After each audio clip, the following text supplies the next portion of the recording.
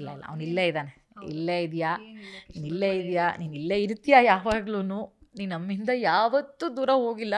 But ಅವನನ್ನು ನನಗೆ ತುಂಬ ಕಚ್ಚಾ ಅಭ್ಯಾಸ ಇದೆ ಆಯಿತಾ. ತುಂಬ ಜೋರಾಗಿ ಒಂದೊಂದ್ಸತಿ ಕೈ ಕಚ್ಬಿಟ್ಟಿದ್ದು, ಫೋಟೋ ಹಿಡಿದಿಟ್ಕೊಂಡಿದ್ದ ನಾನು ಇದನ್ನು ಟ್ಯಾಟು ಹಾಕ್ಸ್ಕೊತೀನಿ ಅಂತ. ನಾನು ಯಾಕೆ ಅಂದೆ, ನನ್ನ ಲೈಫಲ್ಲಿ ನೀನು ಒಬ್ಬಳೆ ಕಡೆ ನಂಗೆ ಇಷ್ಟೊಂದು ನೋವು ಮಾಡೋದು, ನನಗೆ ಯಾರೂ ಹಿಂಗೆ ಹೊಡೆಯಲ್ಲ ಬೈಯಲ್ಲ ಅಂದ. ನಾನು ಅವನನ್ನು ಸುಡಬೇಕಾದ್ರೆ ಅಯ್ಯೋ ಉರಿತಾ ಇಲ್ವಾ ಅವನಿಗೆ, ನೋವಾಗ್ತಿಲ್ವಾ ಅವನಿಗೆ ಅಂತ ಹಂಗೆಲ್ಲ ಹೆಂಗೆಂಗೋ ಅನ್ಸೋದಪ್ಪ ಒಂಥರ. ಬಟ್ ನಮಗೆ ಇಷ್ಟ ಇಲ್ಲ ಅವನ ವಿಷಯನ ಒಂದು ದುಃಖದಲ್ಲಿ ಮಾತಾಡೋದಕ್ಕೆ ಇಷ್ಟ ಇಲ್ಲ. ಅವನು ಒಂದು ಚಾರ್ಮಿಂಗ್ ಫೆಲೋ ಆಗಿದ್ದ, ಅವ್ನು ಹಾಗೆ ಇರಬೇಕು, ಅವ್ರು ಹಾಗೆ ಇದು ಮಾಡಬೇಕು. ರಾಕಿ ಹೋಗಿದ್ದಾನೆ ಅಂತ ನಾವು ಹೇಳಲ್ಲ. ಆಮೇಲೆ ನಾವು ಅವ್ನ ಬಾಡಿ, ಅವ್ನ ದೇಹ, ಹೆಣ ಹಂಗೆಲ್ಲ ಕರೆಕ್ಟ್ ನಮ್ಗೆ ಇಷ್ಟನೂ ಇಲ್ಲ.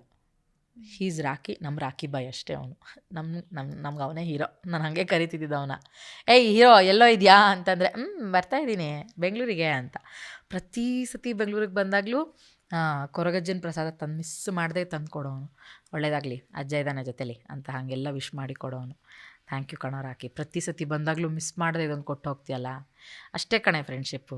ದುಡ್ಡು ಬೇಡ, ಏನು ಬೇಡ, ಒಳ್ಳೆ ವಿಶ್ ಬ್ಲೆಸ್ ಮಾಡೋದಿದೆಯಲ್ಲ, ದ್ಯಾಟ್ ಈಸ್ ಗುಡ್ ಫ್ರೆಂಡ್ಶಿಪ್ ಅಷ್ಟೇ. ನಾವು ಅದನ್ನು ಮೇಂಟೈನ್ ಮಾಡಿದ್ದೀವಿ, ನಾವು ಹಾಗೆ ಇರುವ.